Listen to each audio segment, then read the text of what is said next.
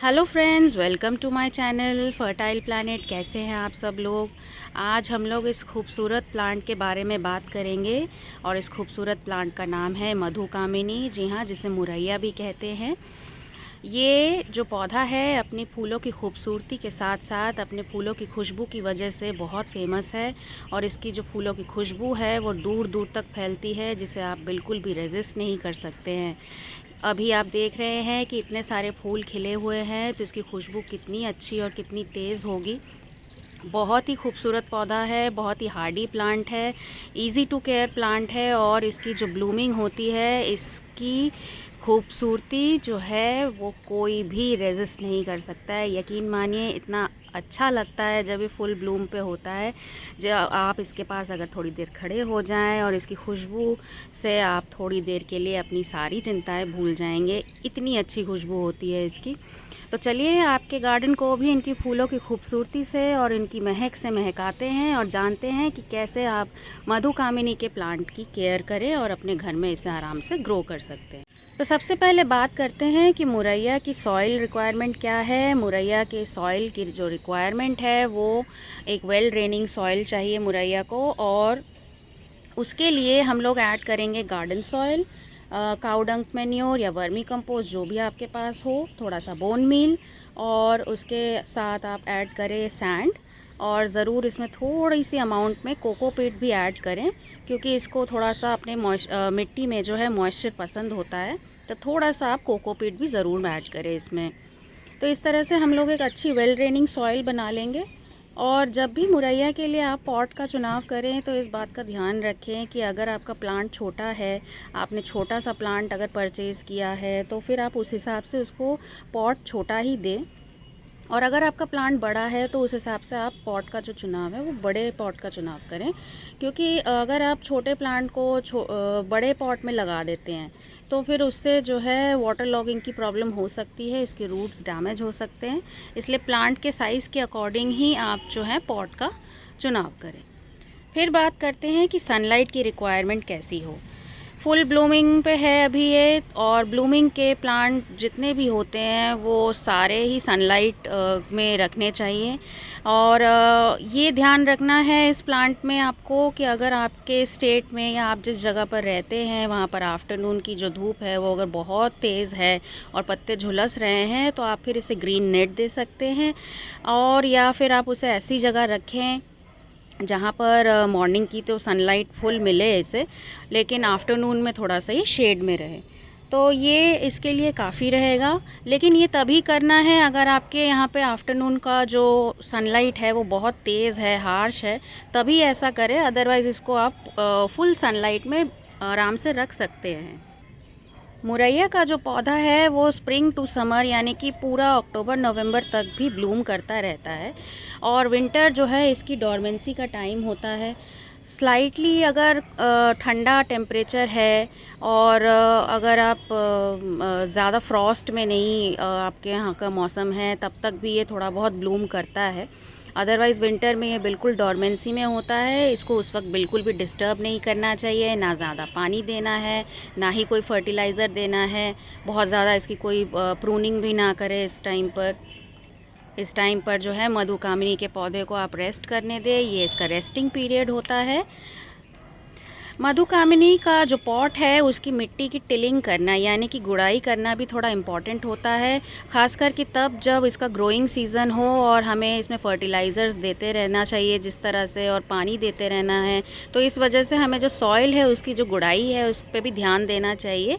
और फर्टिलाइज़र इसमें देना है हमें हर मंथ हम दे सकते हैं, हर 20 दिन में हम लोग दे सकते हैं, चाहे वो काऊ डंग मैन्योर हो या फिर वर्मी कंपोस्ट हो। इसके साथ आप इसमें बोन मील डाल सकते हैं।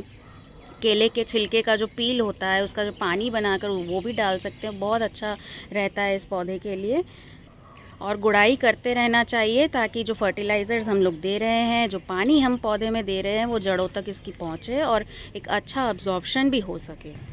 पानी मुरैया के पौधे में तभी दे जब 2-3 इंच की जो मिट्टी है, टॉप सॉइल है, वो ड्राई दिखे आपको।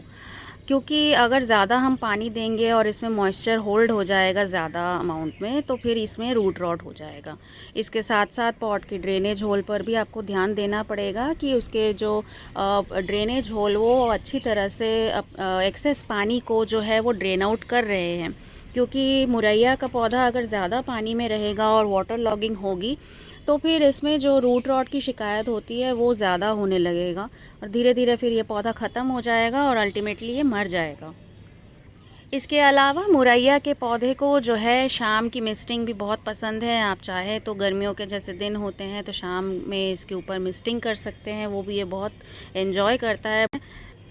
फिर इस पौधे को जो है आपको प्रून भी करना चाहिए। जैसे मैं आपको दिखाती हूँ कि जैसे इस तरीके से इसका पौधा है और ये फूल है। अब जैसे ये फूल गिर जाएगा या आप तोड़ लेते हैं, उसके बाद हल्की सी आप इसको जो है प्रूनिंग कर दें ताकि नई बडिंग आ सके। यहाँ से जैसे आप प्रूनिंग कर दें इसकी थोड़ी सी, तो इससे क्या होता है कि आपका पौधा जो है वो शेप में भी रहता है और इसमें नई बडिंग भी इनकरेज होती है।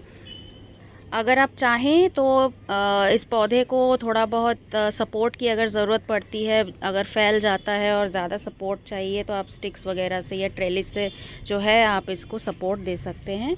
इसके अलावा मुरैया का जो ये फूल खिलता है ये ज़्यादा से ज़्यादा 1 या 2 दिन तक रुकता है, लेकिन जितनी देर भी रुकता है आप यकीन मानिए इसकी खुशबू हर जगह महकती रहती है।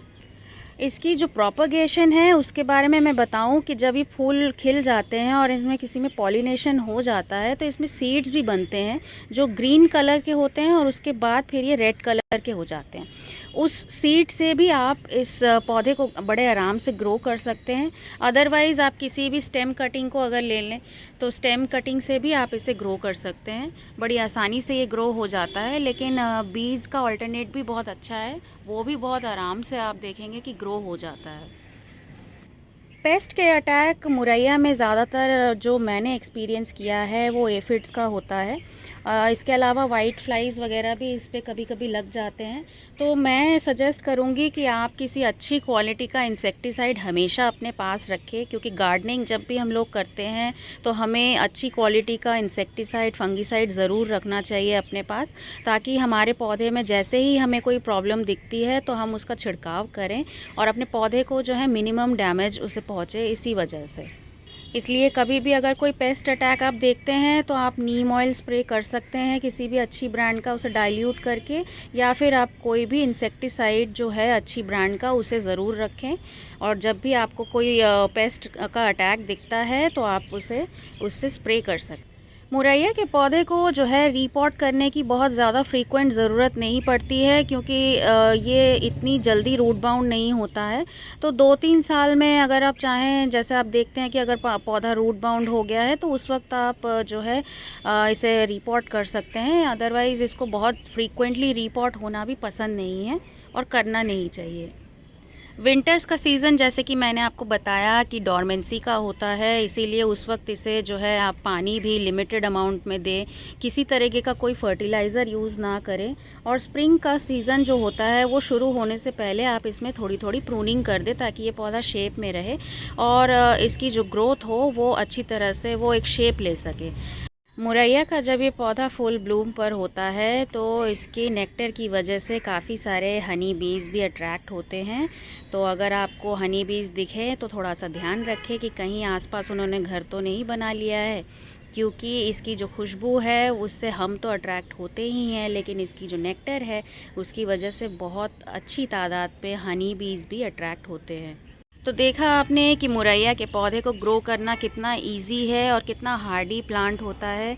तो इस तरह से अगर आप अपने मुरैया के पौधे की केयर करेंगे तो ये पौधा बहुत अच्छे से ग्रो भी करता रहेगा और आप हर सीज़न में इसकी जो ब्लूमिंग है इसे एंजॉय करते रहेंगे। तो मिलते हैं अगले वीडियो में किसी और प्लांट के साथ। मेरा वीडियो पसंद आया हो तो एक लाइक करिएगा, मेरे चैनल को सब्सक्राइब करना ना भूलें और अपने सुझाव कमेंट सेक्शन में बताना ना भूलें। तब तक के लिए हैप्पी गार्डनिंग।